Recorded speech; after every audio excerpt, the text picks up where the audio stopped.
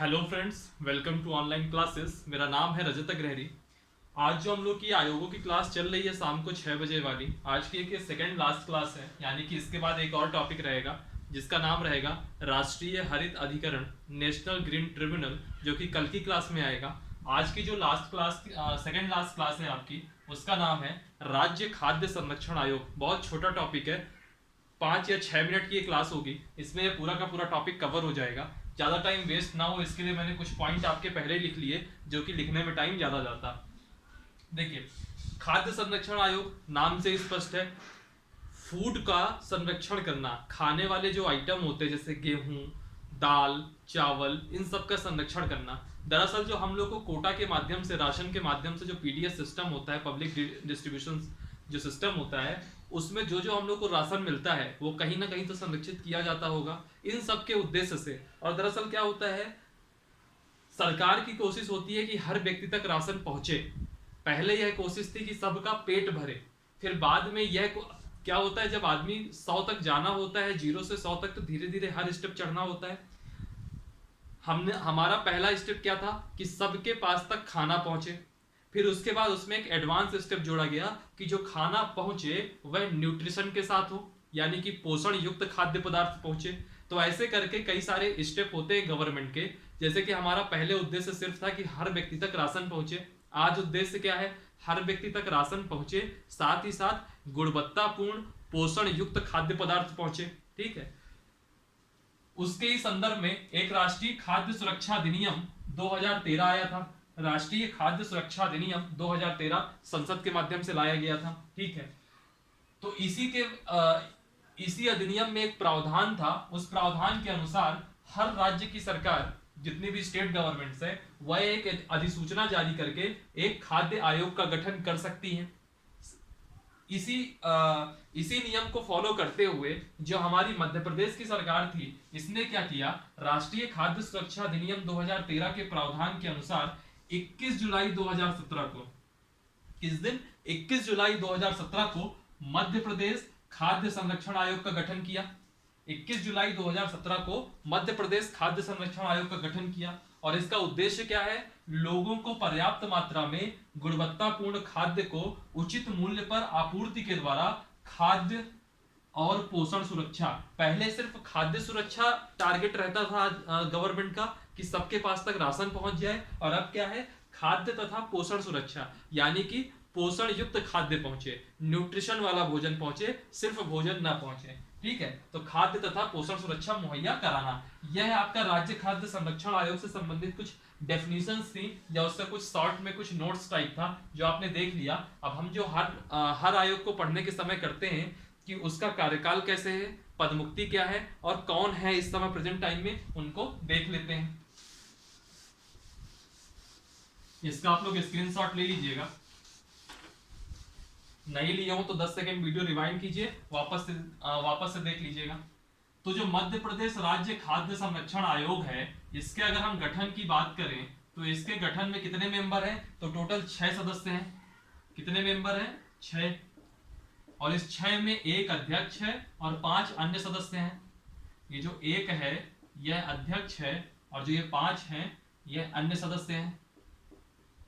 ठीक, बात आती है कि इनकी नियुक्ति कौन करता है। याद रखिएगा, जो ये नियुक्ति है यह राज्य सरकार के द्वारा होती है, स्टेट गवर्नमेंट करती है।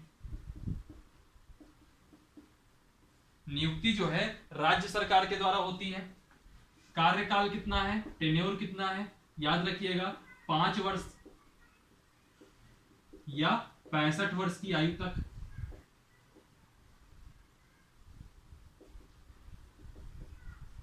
5 वर्ष या 65 वर्ष की आयु तक कार्यकाल होगा। टोटल 6 मेंबर होंगे, एक अध्यक्ष, 5 अन्य सदस्य। नियुक्ति राज्य सरकार कर सकती है। अब बात आती है पदमुक्ति की, तो पदमुक्ति के कॉन्सेप्ट को भी समझिए। अगर कोई मेंबर, इन 6 मेंबर्स में से कोई सा भी मेंबर इस्तीफा देना चाहे तो इस्तीफा राज्य सरकार के नाम पे होगा।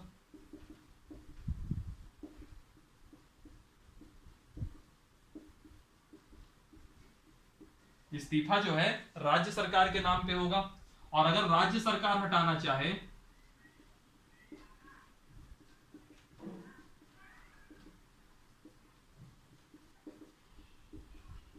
तो राज्य सरकार अध्यक्ष या सदस्य को निम्न आधारों पर हटा सकती है। कौन कौन से आधार हैं देख लीजिए।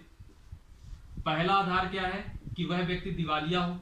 वही सारे आधार होंगे जो अभी तक हम लोग यूज करते हुए आए हैं। दिवालिया हो गया हो। दिवालिया होने का मतलब क्या है कि किसी व्यक्ति के पास लायबिलिटी ज्यादा हो गई हो और असेट कम हो, यानी कि आपने 100 रुपए का उधार ले रखा है बैंकों से और आपके पास संपत्ति इस समय टोटल 90 रुपए की है, यानी कि आप 10 रुपए लॉस में, यानी कि आप दिवालिया हो गए। अगर आपके पास संपत्ति 110 रुपए की है, वैसी स्थिति में आप 109 रुपए तक का भी अगर लोन उठाते हैं मार्केट से तो भी आप दिवालिया नहीं कहलाएंगे। लेकिन अगर वह लोन 110 रुपए की आपके पास संपत्ति है और लोन 111 रुपए भी हो गया तो वैसी स्थिति में आप दिवालिया घोषित हो जाएंगे।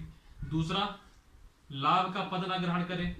कहने का मतलब क्या है कि अध्यक्ष या सदस्य रहते हुए जो भी उसके काम थे उन क्षेत्राधिकारों का उल्लंघन करते हुए कोई दूसरा काम करे और उसके बदले में वह वेतन प्राप्त करे तो वैसी स्थिति में हम कहेंगे लाभ का पद ग्रहण कर लिया। और अगर लाभ का पद ग्रहण कर लिया हो तो इसको आधार बना करके भी राज्य सरकार उसको हटा सकती है।